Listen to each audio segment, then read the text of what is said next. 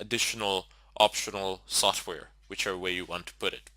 Root is a home directory of the root user. Now, all the other users have their home directory within the main home directory, and usually it's the same. It has the same name as their username. But for security reasons and for the sake of operational logic of Linux, root home folder has been placed outside of home. Right next to root we have sbin. Those are the system binaries, and if I mentioned that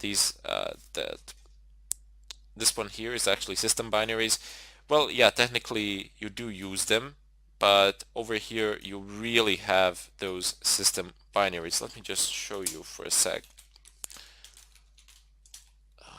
Sbin ls.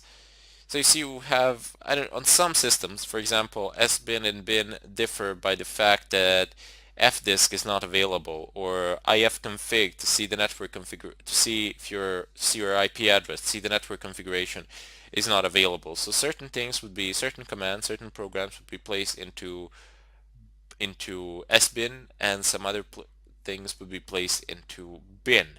As I said, one of the most typical examples are fdisk and ifconfig. On this particular system, you can actually do ifconfig from the command line without any problems, as pretty much any user, unless forbidden to do so. There we go. We have IP tables for a firewall here. We have IV for playing around with your wireless adapter, and so on and so forth. Most of these things would actually, well, I'm not sure if most of these things would require root permissions, if not all of them. You have yum again, etc. Let's just leave this. So the way that this is actually referred to is system binaries, and this is just binaries, even though you can actually find, I did make a bit of an error at the beginning, these are not system binaries, the first one, these are just binaries, and down below you have system binaries. There are differences. For example, some programs could only be in system binaries while not being in binaries. As I mentioned before, fdisk and ifconfig are the most common examples, although not in Red Hat. Right next to it, you have well, actually not right next to it, let's just skip the sys as well. So we've just skipped two, srv and sys. We'll explain them shortly, but I wanted to explain the ones that are straight off there, the ones that you should really know. USR, contrary to common belief, this does not stand for user or anything of a kind. It stands something like Unix System Resources. Yes, Unix System Resources. If I am mistaken there, feel free to hang me or something of a kind, scream at me in the discussion section. I will be more than happy to help anyone out. So the Unix System Resources, there you can find all sorts of things. You can find, as the name says, it's a Unix System Resources. Whatever is needed can be pulled from there as a resource.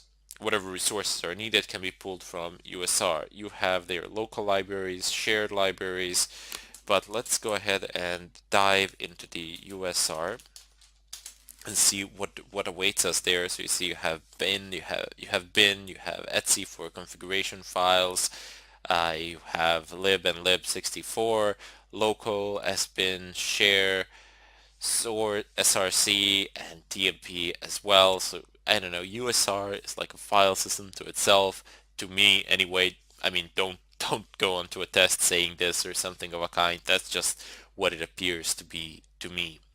Okay, so the last two remaining are SRV, where service data is basically located, and down below we have sys, where data is exported from the kernel about all sorts of subsystems, associated hardware, and device drivers. Anyway, over here, during the course of this tutorial, actually, you have managed to see what the Unix or Linux-like file system is in general, how is it designed, how is it made, well, not how is it made, but what it was made to resemble, what sort of an idea is behind it. So it's a hierarchical state. You have the root folder in it, you have these sort of folders, and below them they just keep on branching, unlike the Windows systems where you have different partitions. And for example, the root would be C, and then you would go there into system32, and there you would have all those system files, unlike here where you have sbin and bin, and you have the library. So it doesn't matter how many disks you have on your computer. You would have literally hundreds of them, or just one, and this file system would be the same as you see it before me now.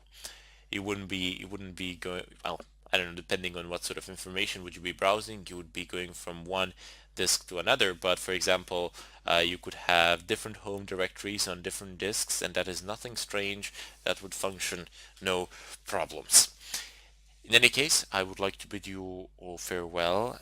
I sincerely hope that I shall see you in my next tutorial.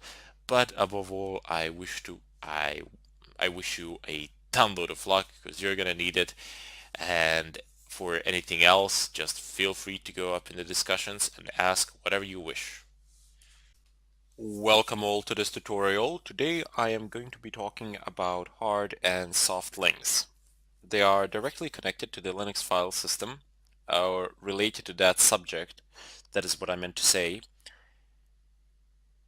I've already shown you how you can spot links with an ls command. Basically, well, you would need to type in ls, la, or just L, and here it says it's a directory. So D stands for directory, and hyphen stands for file, and instead of aside from a hyphen and a D, you also have an L, which stands for a link. There are two types of links on Linux file system. You have hard and soft links. Now they differ to a very large extent, and they're basically, a hard link would be just a different name for a file. So imagine you have a file that is stored on your hard drive, and you have simply given it different names on multiple locations, so that it would be accessible, or that you would prevent its accidental deletion or something of a kind. Doesn't really matter. I just want you to understand the concept of a hard link. So just different names for exactly the same file, and those hard links can be placed pretty much anywhere. Now, soft links, you have a file on your hard drive, and then you have links to that file. I know it can be a bit confusing, but think of it this way. If you had a bunch of soft links, and if you deleted the original, you could no longer access the file that is on your hard drive because it would be gone. If you have several hard links, and if you delete any number of them, as long as one still remains, you should be able to access that file without greater difficulty, even though even though you've deleted some of them or most of them. You can still access the file. As I said, hard links are the same files, just different names and possibly different locations, while soft links are just, in effect, links. Like they guide you through it, they give you a path, they are not the files themselves to which they provide links. Anyway, let's go ahead and see how do you actually create a soft link. We'll take what shall we take? Well, we won't take anything. We'll actually create something. Touch soft L, and now we're gonna go ahead and say echo I am here and you are there. And this is a completely wrong syntax. Okay. Let us append the file soft L. There we go. And if we do ll space soft L, you will see that there is this markation here. Aside from everything else, let's clear the screen actually just to get a better overview.